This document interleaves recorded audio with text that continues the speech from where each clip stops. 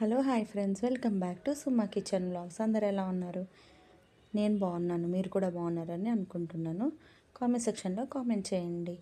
ఈరోజు రెసిపీ ఏంటంటే కోకోనట్ చట్నీ అనమాట. వీడియో వచ్చేసి ఈ కోకోనట్ చట్నీ కొబ్బరి చట్నీ అనమాట. ఇది వచ్చేసి బెంగళూరు హోటల్ స్టైల్ కొబ్బరి చట్నీ అనమాట. చాలా ఈజీగా చేసుకోవచ్చు, తక్కువ ఇంగ్రీడియంట్స్తో, అలాగే త్వరగా కూడా అయిపోతుంది.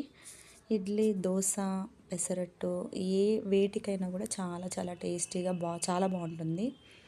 బెంగళూరు హోటల్ స్టైల్ అనమాట. తప్పకుండా ఈ కోకోనట్ చట్నీని ప్రిపేర్ చేసుకొని మీరే ఒకసారి చూడండి. సో ఎలా చేయాలి, ఏమేమి ఇంగ్రీడియంట్స్ వేయాలి అన్నది నేను ఈ వీడియోలో స్టెప్ బై స్టెప్ చూపించాను. సో వీడియో మొత్తం చూడండి, స్కిప్ చేయకుండా. ఇంకా ప్రాసెస్లోకి వెళ్ళిపోదాము. సో నేను ఆ రోజు మరి కొబ్బరి చట్నీని ఇడ్లీ చేశాను నేను. సో ఇడ్లీకి చట్నీకి చాలా బాగుంటుంది. సో ప్రాసెస్లోకి వెళ్ళిపోదాము. సో ముందుగా అయితే ఈ చట్నీకి కావాల్సింది కొబ్బరి అన్నమాట, పచ్చి కొబ్బరి. కొబ్బరి చిన్న చిన్న ముక్కలుగా కట్ చేసి ఒక కప్పు తీసుకున్నాను. దాని తర్వాత సగం కప్పు పుట్నాల పప్పు, కొద్దిగా పుదీనా, కొద్దిగా కొత్తిమీర, కారంకి సరిపడ పచ్చిమిరపకాయలు, పులుపుకి కొంచెం చింతపండు, తర్వాత కొద్దిగా అల్లము, ఒక 3 నుంచి 4 వెల్లుల్లి రెబ్బలు. ఇవే అన్నమాట కావాల్సినవి ఇంగ్రీడియంట్స్. ఇవన్నీ కూడా మిక్సీ జార్లోకి వేసుకోవాలి. ముందుగా కొబ్బరి చిన్నగా కట్ చేసుకొని వేసుకోవాలి. తురుముకున్నా కూడా పర్వాలేదు, తురుముకొని కూడా వేసుకోవచ్చు. దాని తర్వాత పుట్నాల పప్పు సగం కప్పు, కొద్దిగా నేను చూపిస్తే ఎక్కువ వేసుకుంటే బాగుండదు పుదీనా, కొద్దిగా కొత్తిమీర, అలాగే పులుపుకి కొంచెం చింతపండు, తర్వాత కారంకి సరిపడా పచ్చిమిరపకాయలు, వెల్లుల్లి రెబ్బలు, ఇవన్నీ కూడా వేసుకొని బాగా మిక్సీకి వేసుకోవాలి. రుచికి సరిపడా ఉప్పు కూడా ఇందులోనే ఇప్పుడే వేసేసుకోవాలి, బాగా కలుస్తుంది చట్నీలోనే.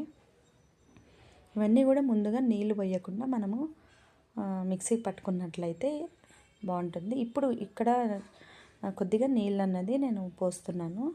కొద్దిగా నూనె పోసుకొని ఇట్లా మెత్తగా రుబ్బుకొని ఒక బౌల్లోకి తీసుకొని పక్కన పెట్టుకోవాలి.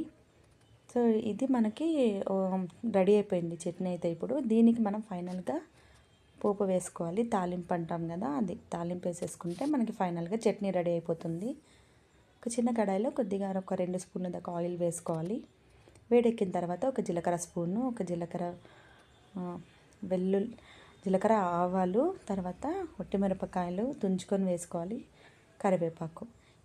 ఇది తాలింపు అందులో వేసుకున్నట్లయితే మన కోకోనట్ చట్నీ రెడీ అయిపోతుంది. చాలా చాలా టేస్టీగా ఉంటుంది. మీరు తప్పకుండా ట్రై చేయండి వీడియోనైతే. ఈ రెసిపీని తప్పకుండా ట్రై చేయండి. బెంగళూరు హోటల్ స్టైల్ అనమాట, ఇక్కడ కర్ణాటకలో మనకి ఇది ఫేమస్ చట్నీ. సో చాలా టేస్టీగా బాగా ఉంటుంది. మీరు కూడా దోశలోకైనా, ఇడ్లీలోకైనా, పెసరట్లోకైనా ఒక్కసారి ఈ విధంగా ట్రై చేసి చూడండి. మీరే మళ్ళీ చేసుకొని కూడా తింటారు. అంత టేస్టీగా, ఈజీగా ఉంటుంది, త్వరగా కూడా అయిపోతుంది. సో ఈ వీడియో మీకు నచ్చినట్లయితే లైక్ చేయండి, షేర్ చేయండి, సబ్స్క్రైబ్ చేయండి. నేను వీడియోస్ డైలీ అప్లోడ్ చేస్తూ ఉంటాను కాబట్టి మీ వరకు వీడియో రావాలి అంటే నోటిఫికేషన్ బెల్ ఐకాన్ని ప్రెస్ చేసినట్లయితే నేను అప్లోడ్ చేసిన ప్రతిసారి కూడా మీకు నోటిఫికేషన్ వస్తుంది. సో వీడియోని షేర్ చేయండి. మరిన్ని ఫర్దర్ ఫుడ్ వీడియోస్ కోసం ఇలాగే నన్ను సపోర్ట్ చేస్తూ ఉండండి.